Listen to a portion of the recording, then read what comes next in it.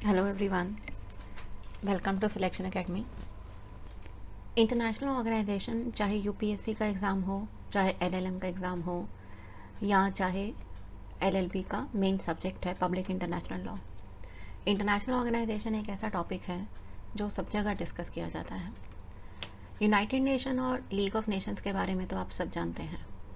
आज हम कुछ नया डिस्कस करने वाले हैं और वो है आपका concept of Europe and Holi alliance. लेकिन इसको समझने से पहले हम कुछ इंपॉर्टेंट टर्म्स हैं जो एक बार देख लेते हैं। पहला है मीनिंग ऑफ कांग्रेस। कांग्रेस का मतलब क्या होता है? कांग्रेस वर्ड दो वर्ड्स का कॉम्बिनेशन है, को इंग्रेस। को का मतलब होता है दो या दो से ज़्यादा लोग, इंग्रेस का मतलब होता है इकट्ठे होकर किसी बात पर जब डिस्कशन करते हैं और डिसीजन लेते हैं, बेसिकली वो एक्सपर्ट्स होते हैं, तो उसे बोलते हैं कांग्रेस। तो कांग्रेस का मतलब हो गया एक फॉर्मल मीटिंग जहाँ पर एक्सपर्ट्स इकट्ठे होंगे, किसी इंपॉर्टेंट मैटर को डिस्कस करेंगे और उसके ऊपर डिसीजन ले लेंगे। सेकेंड जो इंपॉर्टेंट टर्म आपको पता होनी चाहिए वो है difference between signatory and ratified. Signatory का मतलब होता है साइन करना। जैसे इसे ऐसे समझने की कोशिश करते हैं कि जब भी कभी यूनाइटेड नेशन की कोई कन्वेंशन डिस्कस होती है, उसके बाद सब पार्टीज डिसाइड करती हैं कि whether they want to sign it और नॉट। अगर वो साइन कर लेते हैं तो उसे बोलते हैं सिग्नेटरी। इसे फर्दर और एलाबरेट करके मैं आपको समझाती हूँ। जैसे international convention on the elimination of all form of racial discrimination 7 मार्च 1966 को डिसाइड करी गई थी। इंडिया ने 2 मार्च 1967 को उसके ऊपर साइन करा और यहाँ आकर इंडिया वापस आकर जो इंडिया का रिप्रेजेंटेटिव था उसने पार्लियामेंट को इन्फॉर्म करा कि we need to take a step forward, कि हम भी ऐसा कोई लॉ बनाए जहाँ पर रेशियल डिस्क्रिमिनेशन को हम एलिमिनेट कर सकें। तो उनकी इस बात पर पार्लियामेंट ऑफ इंडिया ने डाउरी प्रोहिबिशन एक्ट 1961 पास करा। अब एक्ट पास करने के बाद इंडिया ने यूएन को इन्फॉर्म कर दिया कि सर, मैंने इस पे जो साइन करे हैं उस बेसिस पर मैंने अपने यहाँ पे लोकल लॉ बना लिया है, म्यूनसिपल लॉ बना लिया है। और 3 दिसंबर 1968 को इंडिया ने ये ट्रीटी रेटिफाई कर दी। इसके बाद जो इंडिया ने पास करा medical termination of pregnancy act 1971 and domestic violence act 2005, ये रेटिफिकेशन के अंडर ही पास करे गए एक्ट हैं। तो रेटिफिकेशन का मतलब ये है कि आप बाउंड हैं अब उस चीज़ को फॉलो करने के लिए, अब आप बैकआउट नहीं कर सकते। नेक्स्ट इंपॉर्टेंट टर्म है आपकी बैलेंस ऑफ पावर। इसको हम समझते हैं समवेयर इन 1700 के कॉन्सेप्ट में। जब फ्रेंच रेवोल्यूशन हुआ है उस पर्टिकुलर पॉइंट ऑफ व्यू पर समझते हैं, जब नेपोलियन का राइज हुआ है तो फ्रांस के बढ़ते हुए टेरिटोरियल एनेक्सेशंस हैं उसको कंट्रोल करने के लिए 3-4 देश इकट्ठे हुए और उन्होंने कहा कि भाई हम ये एक्सेसिव मिलिट्री जो आप पावर इकट्ठी करके डोमिनेट करते हैं ये अलाउ नहीं है। तो बैलेंस ऑफ पावर का मतलब हो गया कि एक स्टेट दूसरे स्टेट को एक पॉइंट के बाद मिलिट्री पावर को इकट्ठी करने के लिए मना कर देगा। तो ये तो रही आपकी इंपॉर्टेंट टर्म्स। अब हम स्टार्ट करने जा रहे हैं कॉन्सेप्ट ऑफ यूरोप। इसका टाइमलाइन है 1814 से लेकर 1914 तक। और कॉन्सेप्ट ऑफ यूरोप को समझने से पहले हमें एक रोड मैप बनाना पड़ेगा सो दैट आपका ये पॉइंट क्लियर हो जाए। फ्रांस का रेवोल्यूशन एक ऐसा रेवोल्यूशन रहा है पूरे यूरोप में जिसने पूरे यूरोप को 360 डिग्री चेंज कर दिया है। चाहे वो उसका पॉलिटिकल मैप हो, चाहे वो उसकी फॉरेन पॉलिसीज़ हो, चाहे वो कॉलोनाइजेशन का प्रोसेस हो या कुछ भी हो, फ्रेंच रेवोल्यूशन ने सारा का सारा यूरोपियन का जो 360 डिग्री उसका रिव्यू कर दिया है। तो सबसे पहले रोड मैप में आती है फ्रेंच रेवोल्यूशन, फिर आता है बैलेंस ऑफ पावर का कॉन्सेप्ट और फिर आता है कॉन्सेप्ट ऑफ यूरोप। अभी जो मैं आपको मैप दिखा रही हूँ ये फ्रांस का है, 1789 का मैप है जब फ्रेंच रेवोल्यूशन स्टार्ट हुई थी। देखिए इसकी बाउंड्री में इसके एक तरफ ग्रेट ब्रिटेन है, एक तरफ होली रोमन एम्पायर है, एक तरफ स्पेन है और ये है फ्रांस का मैप 1813 का। देखिए फ्रेंच टेरिटरीज कितनी इसकी बढ़ गई हैं। तो जो लाइट ब्लू में है वो कंट्रोल्ड बाय नेपोलियन है, कि नेपोलियन ने इतनी वॉर्स करी और इतने कॉन्क्वेस्ट करे कि उन्होंने फ्रेंच एम्पायर को एक बहुत बड़ा एम्पायर बना दिया। अब इतने बढ़ते हुए एम्पायर को लेकर आसपास के जो देश हैं, प्रशा है, ऑस्ट्रिया है, रशिया है, ग्रेट ब्रिटेन है, ये सब परेशान हैं कि भाई ऐसे हम अलाउ नहीं करेंगे। तो हमें इस बढ़ती हुई मिलिट्री का जो ये डोमिनेंस है हमें इसे कंट्रोल करना पड़ेगा। और यहाँ से शुरुआत होती है कॉन्सर्ट ऑफ यूरोप की। तो कॉन्सर्ट ऑफ यूरोप को हम 3 पार्ट्स में पढ़ने वाले हैं। फर्स्ट पार्ट है राइज, सेकेंड पार्ट है कोलैप्स और थर्ड पार्ट है revival. Rise of concert of Europe 1814 से लेकर 1848 तक का पीरियड है। ये जो मैं आपको पिक्चर दिखा रही हूँ ये कांग्रेस ऑफ वियना की है। सब इकट्ठे हुए हैं 4 देशों के रिप्रेजेंटेटिव डिस्कस करने के लिए कि किस किस तरह से हमने क्या क्या करना है।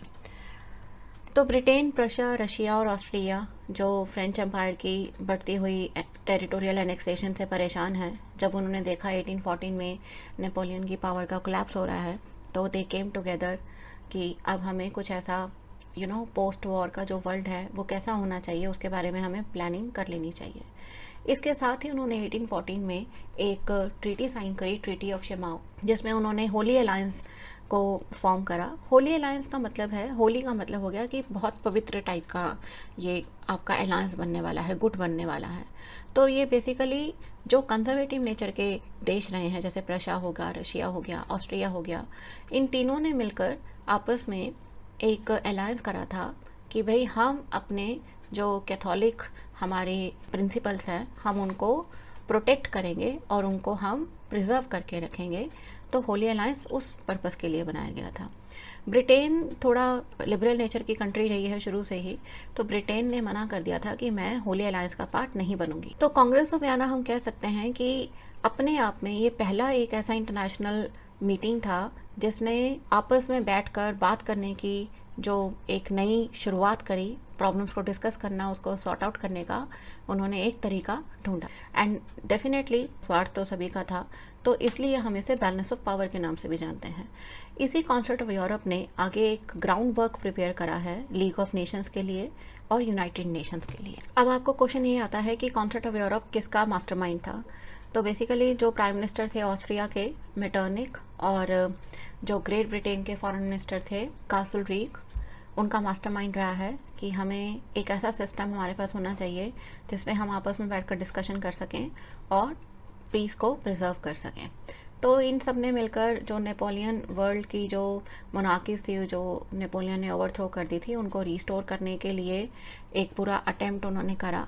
और ये बेसिकली फ्रांस का रिएक्शन था जो नेपोलियन बोनापार्ट ने करा था।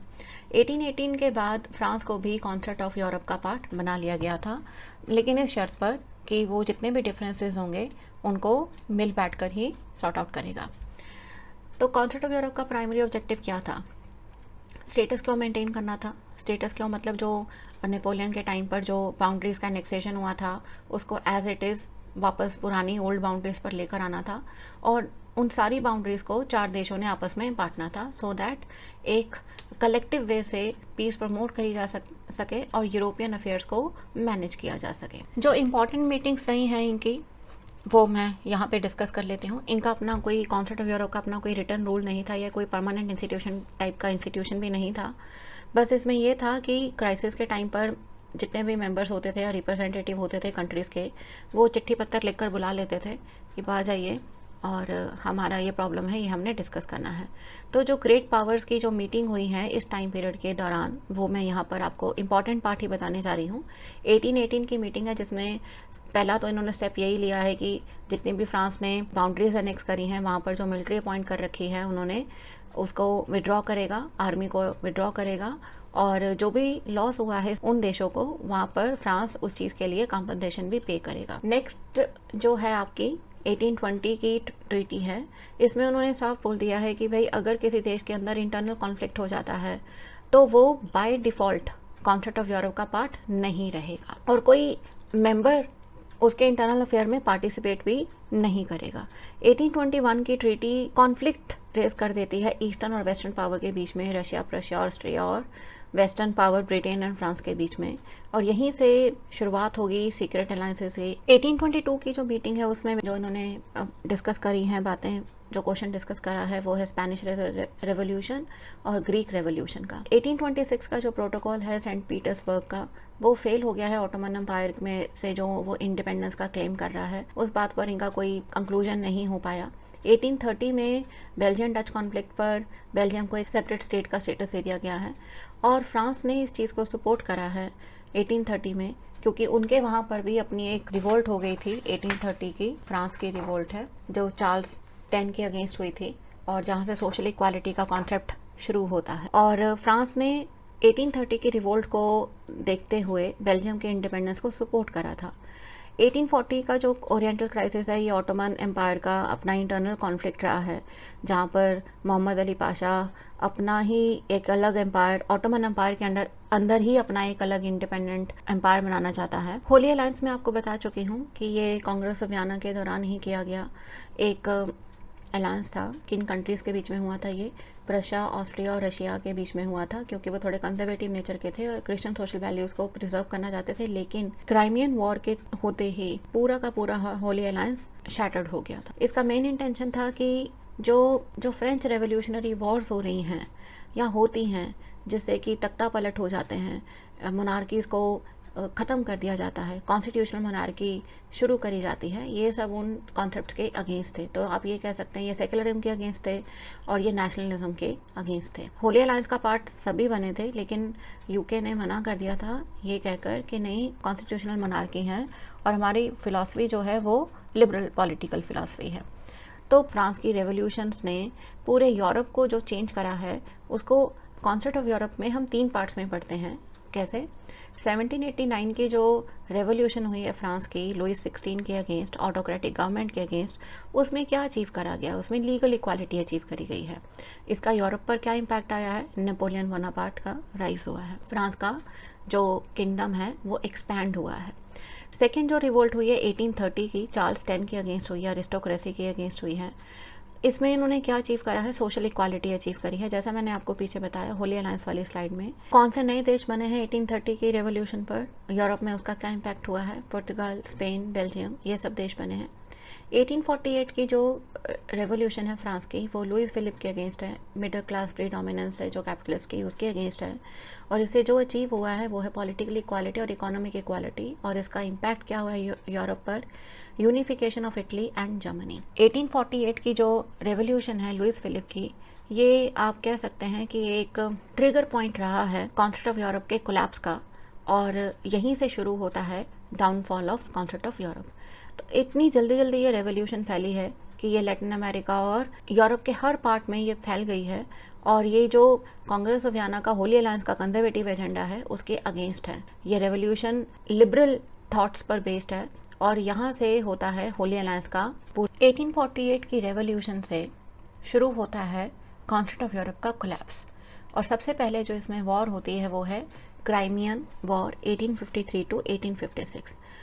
ये तो अब हम जान ही गए हैं कि 1850 से पहले ब्रिटेन और फ्रांस डोमिनेट करते थे यूरोप को, लेकिन 1850 के बाद कंजर्वेटिव पावर जो इतनी ज़्यादा रशिया और प्रशिया के बीच में थी, होली अलायंस के बीच में थी, तो वो बेसिकली ये चाहते थे कि जो नेपोलियन 3 के अंडर ऑटोमन गवर्नमेंट थी, वो अपनी जितनी भी क्रिश्चियन साइट्स हैं, जो भी होली लैंड है ऑटोमन एम्पायर के अंडर, वो सारी की सारी उसका प्रोटेक्टरेट वो रशिया को बना दे।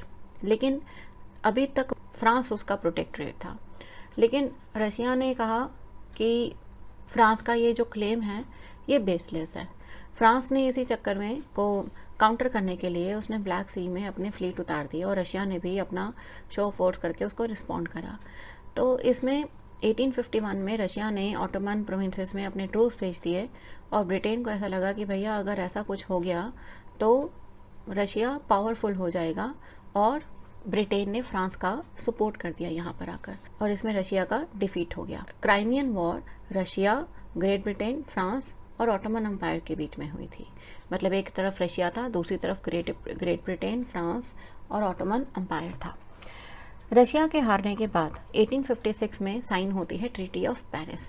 ट्रीटी ऑफ पेरिस साइन करने से वॉर ख़त्म हो जाती है, और ऑटोमन एम्पायर को कॉन्सेप्ट ऑफ यूरोप में माइनर पावर की तरह ऐड कर लिया जाता है, और उसको ये प्रॉमिस किया जाता है कि उसकी इंडिपेंडेंस और टेरिटोरियल इंटीग्रिटी की रिस्पेक्ट करी जाएगी। रशिया ने जो भी जुगाड़ वगैरह करके जितनी भी टेरिटरीज क्लेम करी थी एज अ प्रोटेक्टरेट, उस पर उसने अपना सारा क्लेम जो है वो रेलिंक्विश कर दिया है। और सबसे इम्पॉर्टेंट जो यहाँ पर हुआ है काम, वो है डीमिलिटराइजेशन ऑफ ब्लैक सी, और एक इंटरनेशनल कमीशन सेटअप करी गई है कि freedom of commerce and navigation होना चाहिए यहाँ पर। नेक्स्ट जो आपका आता है वो है 1861 का यूनिफिकेशन ऑफ इटली का। इटली मेटरनिक के हिसाब से सिर्फ एक जोग्राफिकल एक्सप्रेशन था। ये ऐसे कुछ स्टेट्स थे जहाँ आपस में ही एक दूसरे से बहुत चलते थे। फॉरेन डायनेस्टीज़ ने इटली को अपने अपने हिसाब से बांट रखा था। जैसे northern part of Italy Austria के पास था, साउदर्न पार्ट जो था वो बर्बन डायनेस्टी के पास था, और सेंट्रल इटली पोप की अथॉरिटी में था। लेकिन नेपोलियन ने जब कॉन्क्वेस्ट करे थे तो वो पूरा का पूरा इटली का पेनिनसुला अपनी अथॉरिटी के अंडर ले आया था, और उसने एक कॉमन कॉन्फेडरेशन बना दिया था। 1848 की जो फ्रांस की रेवोल्यूशन थी उसने ऑस्ट्रिया से मेटरनिक की जो पावर थी वो ख़त्म कर दी, and this is how unification of Italy has happened. 1870 में जर्मन एम्पायर का क्रिएशन होता है। 1806 में नेपोलियन बोनापार्ट ने होली रोमन एम्पायर को ख़त्म कर दिया था, और वहाँ पर उसने एक कन्फेडरेशन ऑफ स्टेट बना दिया था जो डायरेक्ट फ्रांस की अथॉरिटी के अंडर आते थे। लेकिन 1813 की जो वॉर हुई थी जिसमें नेपोलियन हार गया था, कांग्रेस वियना ने ये पूरा कॉन्फेडरेशन ऑफ स्टेट डिसॉल्व कर दिया, और ये सारे स्टेट एक लूज कॉन्फेडरेशन में उन्होंने बना दिया 39 स्टेट्स। 1848 की रेवोल्यूशन पॉलिटिकल इक्वालिटी की बात करती है, तो होली अलायंस का जो एजेंडा था कंजर्वेटिज्म का और एंटी सेकुलरिज्म का, एंटी नेशनलिज्म का, उसने बहुत बड़ा रोल प्ले करा 1848 की रेवोल्यूशन ने जर्मनी में। और क्योंकि दोनों जर्मनी और इटली का दोनों का एक ही कॉमन एम्पायर था ऑस्ट्रिया, तो वहाँ से गया, इटली से गया तो जर्मनी में भी देर आए दुरुस्त आए, मेटरनिक चला ही गया। और मेटरनिक के फॉल से शुरू होता है यूनिफिकेशन ऑफ जर्मनी। और इसके लिए जिस बंदे को पूरा क्रेडिट जाता है वो है Bismarck. He was the chancellor of the newly created German Empire and he became the architect of European diplomacy. अगले 20 साल तक यही बंदा पूरी की पूरी यूरोपियन ट्रीटीज़ हैं या कॉन्सेप्ट ऑफ यूरोप है उसको पूरा डोमिनेट करने वाला है। तो बिस्मार्क के आते ही, और यू कैन से जर्मनी के आते ही 1870 से शुरू होता है revival of concept of Europe. और इसमें सबसे पहले ट्रीटी आती है बर्लिन कॉन्फ्रेंस 1884 की। किंग लियोपोल्ड II बेल्जियम के ये कहते हैं कि कॉन्गो मेरा अपना पर्सनल पोजेशन है और इस पर कोई कब्ज़ा नहीं कर सकता। और बिस्मार्क ने बर्लिन में कॉन्फ्रेंस करी है इसी मैटर को डिस्कस करने के लिए कि किस तरह से ये जो स्लेवरी है यहाँ पे और ये जो इस्लामिक पावर है यहाँ पर, इसको कैसे हम ख़त्म करेंगे। ख़त्म करने के बाद फिर अफ्रीका का पार्टीशन कैसे होगा, सो दैट हम सब मिल बांट कर आपस में खा लें। इस कॉन्फ्रेंस का सबसे बड़ा ड्रॉबैक ये था कि अफ्रीका का अपना कोई रिप्रेजेंटेटिव वहाँ पर आया ही नहीं था। The second thing that Bismarck did was triple alliance और ट्रिपल एंटॉन्ट। 1882 में जर्मनी, ऑस्ट्रिया और इटली ने मिलकर एक ट्रिपल अलायंस फॉर्म करा। बेसिकली ये एक दूसरे को सपोर्ट करने के लिए इन्होंने एग्रीमेंट करा था कि अगर फ्रांस या रशिया इनके ऊपर अटैक कर देता है तो ये तीनों पावर एक हो जाएंगी। 3 साल बाद जब रशिया को लगा कि जर्मनी की आर्मी बहुत बढ़ गई है तो डर के मारे उसने ब्रिटेन और फ्रांस को ज्वाइन कर लिया, जिसको हम बोलते हैं ट्रिपल एंटॉन्ट। और इन्हीं को हम एलाइज ऑफ वर्ल्ड वॉर 1 भी कहकर बुलाते हैं, जो France, Britain, Russia, Italy, Japan और यूएसए जिसके अगेंस्ट लगे थे वो थे Central Powers of Germany, Austria and Ottoman Empire, Bulgaria and their colonies. जब कॉन्सेप्ट ऑफ यूरोप का रिवाइवल हुआ तो ज़ार निकोलस II ने सोचा चलो ह्यूमैनिटेरियन ग्राउंड पर ही सही मैं अपना कहीं ना कहीं पॉइंट तो प्रूव कर ही दूँ। तो उन्होंने 24 अगस्त 1898 को एक प्रपोजल दिया हेग कन्वेंशन का, और 1899 की हेग कन्वेंशन से एग्जिस्टेंस में आया परमानेंट कोर्ट ऑफ आर्बिट्रेशन। तो बेसिकली इसमें 3 ट्रीटी साइन करी गई थी और 3 एडिशनल डिक्लेरेशंस थी। तो पहली ट्रीटी जो थी वो थी कि किस तरह से अगर हमारे बीच में डिस्प्यूट्स होते हैं तो हम उसका पैसिफिक सेटलमेंट कैसे करेंगे और कहाँ पर ये मैटर रेफर करा जाएगा। और मैटर रेफर करने के लिए they created permanent court of arbitration जिस पे 26 सिग्नेटरीज थी। सेकंड था कि अगर लैंड पर हम वॉर करते हैं तो क्या कानून रहेगा और क्या हमारे कस्टम्स रहेंगे, किस तरह से हम ये सारा काम करेंगे। सारी मेजर पावर्स ने इस पर साइन करा था, सिर्फ चाइना ने साइन नहीं करा था। फिर उसके बाद मैरीटाइम वॉरफेयर की बात हुई थी, और इसके लिए आपको अमेरिकन सिविल वॉर का कॉन्सेप्ट पढ़ना पड़ेगा जिसमें से रेड क्रॉस सोसाइटी का कॉन्सेप्ट आता है। इसमें बेसिकली हॉस्पिटल शिप्स की बात हो रही है कि अगर हम समंदर में जाकर लड़ाइयाँ लड़ते हैं तो किस तरह से हॉस्पिटल शिप्स काम करेंगे और किस तरह से जो विक्टिम्स हैं, वॉर के विक्टिम्स हैं, उनको कैसे उनका ट्रीटमेंट किया जाएगा। परमानेंट कोर्ट ऑफ आर्बिट्रेशन 1899 की जो 3 एडिशनल डिक्लेरेशंस हैं वो ये है कि अगर आप किसी भी तरह का एक्सप्लोसिव या प्रोजेक्टाइल्स यूज़ करना चाहते हैं या किसी और तरीके से आप उसको यूज़ करना चाहते हैं एक्सप्लोसिव्स को, तो वो प्रोहिबिटेड है। सेकेंड डिक्लेरेशन थी कि अगर आप किसी तरह की पॉइजनस गैस यूज़ करना चाहते हैं वो भी प्रोहिबिटेड है। और तीसरी और सबसे इम्पॉर्टेंट डिक्लेरेशन थी, याद है आपको इंडिया में 1857 का रिवोल्ट हुआ था, जैसे हम मंगल पांडे रिवोल्ट भी बोलते हैं। उसका मेन कारण क्या था? उसका मेन कारण ये था कि जो उन्होंने गन्स बनाई थी, सॉफ्ट गन्स बनाई थी, उसमें उन्होंने बोला था गाय का मांस लगा जैसे दांतों से खींचकर आपको उसे लूज़ करना पड़ेगा, फिर उसे चलानी पड़ेगी, उसको डम डम बोलते थे। उस पॉइंट पर ज़ार निकोलस II ने ये बोला कि भाई ऐसा कुछ काम नहीं करना है जो रिलीजियस सेंटिमेंट्स के अगेंस्ट हो। तो उस पर उन्होंने प्रोहिबिशन लगा दिया कि आप जिस तरह से ये डम डम्स आपने यूज़ करे थे 1857 में, that is not acceptable, because ये आपके रिलीजियस जो आपके सेंटिमेंट्स है उसको हर्ट करता है। नेक्स्ट कॉन्फ्रेंस जो इन्होंने करी एल्जीसिरस कॉन्फ्रेंस 1906 की है। इसमें जर्मनी बेसिकली फ्रांस का जो बढ़ता हुआ कंट्रोल था मोरक्को में उसको चैलेंज करना चाहता था, जिससे फ्रांस और यूके दोनों परेशान हो गए। तो अमेरिका के प्रेसिडेंट रूजवेल्ट ने बोला कि भैया आ जाओ, हम मिलकर बैठकर स्पेन में बात कर लेते हैं। तो ये देखना था, ये डिस्कस करना था कि मोरक्को की गवर्नमेंट का फ्रांस के साथ कैसा रिलेशनशिप है। जर्मनी ने सोचा शायद मेरे फेवर में कुछ बात आ जाएगी, लेकिन इस कन्वेंशन का रिजल्ट ये हुआ कि फ्रांस को पूरा कंट्रोलिंग इंटरेस्ट मिल गया मोरक्को में। लेकिन हाँ, उससे एक ये प्रॉमिस ले लिया गया कि कोई भी कॉलोनियल एक्शन जो भी होगा, अगर वो एक्स्ट्रा कॉलोनीज कहीं सेटअप करता है तो दूसरे जो सिग्नेटरी इस ट्रीटी को उसकी परमिशन के बिना ऐसा नहीं किया जाएगा। नेक्स्ट कन्वेंशन जो होती है वो है 1907 की हेग कन्वेंशन। ये भी रूजवेल्ट के कहने पर ही हुई थी। बेसिकली इसमें जो परमानेंट कोर्ट ऑफ आर्बिट्रेशन वाली हेग कन्वेंशन है उसको ही उन्होंने रिव्यू करना था। होनी तो ये 1904 में थी, लेकिन रशिया जापान की वॉर के चलते इसको पोस्टपोन कर दिया गया और फाइनली ये हुई थी 15 जून टू 18 अक्टूबर 1907 में। और इसका मेन फोकस था नेवल वारफेयर पर। इसमें टोटल 13 ट्रीटीज साइन करी गई थी, जिसमें 12 ट्रीटीज रेटिफाई हुई थी और एक डिक्लेरेशन थी। तो सारी ट्रीटीज सेम थी जो हमने ऊपर उसमें Hague convention, permanent court of arbitration की जो पड़ी हैं वो सेम ही है इसमें। नेक्स्ट आता है आपका जो मेजर इवेंट है 1912 का, फर्स्ट बल्कान वार का। पहले हम ये देख लेते हैं कि बल्कान क्या है। बाल्कन बेसिकली एक पेनिनसुला है जो 4 सी से एकदम घिरा हुआ है। मेडिटेरियन है, ब्लैक सी है, एड्रियाटिक है और एजियन है। ऑटोमन और हंगेरियन, ऑस्ट्रो हंगेरियन एम्पायर के बीच में है और ये से फर्स्ट वर्ल्ड वॉर का मेन कॉज माना जाता है, क्योंकि ये एक ऐसा एरिया है जो डेवलप नहीं हुआ है और हर यूरोपियन पावर चाहती है कि वो यहाँ पर आए और यहाँ पर अपने रिसोर्सेज का एक पूरा इकोनॉमिक बेनिफिट ले और इन्विंसिबिलिटी अचीव कर ले। सो ये रीजन भी पॉलिटिकली अनस्टेबल रहा है और डिफरेंट एथनिसिटीज़ रही हैं। नेशनलिज्म बहुत हाई लेवल का काम करता था यहाँ पर, तो इसलिए टेंशन हमेशा रहती थी। तो ये जो सर्बियन नेशनलिस्ट ग्रुप थे, खास करके ब्लैक हैंड, इनका पूरा हाथ रहा है आर्क ड्यूक का असैसिनेशन करने में। 1913 में फर्स्ट बल्कान वॉर ख़त्म होती है और एक पीस ट्रीटी साइन करी जाती है, जिसमें जितने भी नए नेशन हैं, स्लेविक नेशन है, सर्बिया है, बुल्गारिया है, ग्रीस है, उन सबको ऑटोमन एम्पायर से अलग कर दिया गया है। लेकिन एक महीने बाद जून 1913 में बुल्गारिया सरप्राइज अटैक कर देता है अपने एलाइज पर और उसको लगता है ऐसा कि चले यार कोई अच्छी और मेरे को ज़मीन मिल जाएगी, मेरा और अच्छा कब्ज़ा हो जाएगा। इसको हरा दिया है, इसके ही एलाइज रहे हैं ग्रीक, सर्बियन, रोमानियन ने मिलकर बुल्गारिया को हरा दिया है।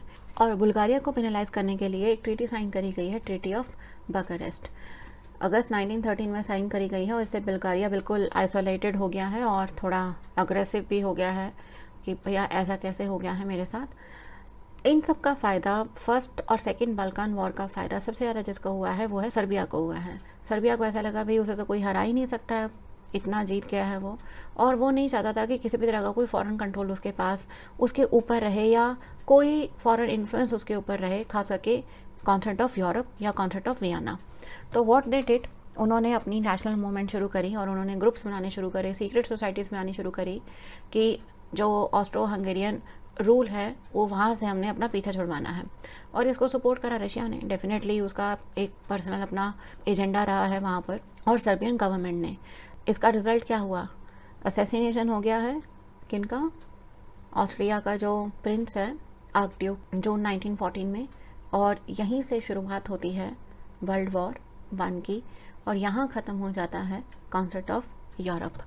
तो आपके कन्वीनियंस के लिए मैंने लास्ट स्लाइड बना दी है, इसमें आप जो मैंने ऊपर बताया है वो पूरा एक कंसाइज वे में है कि क्या रोड मैप है हमने फॉलो करा है पूरी लेक्चर में। आप प्लीज़ कमेंट करके मुझे ज़रूर बताइए कि आपको ये वीडियो कैसा लगा।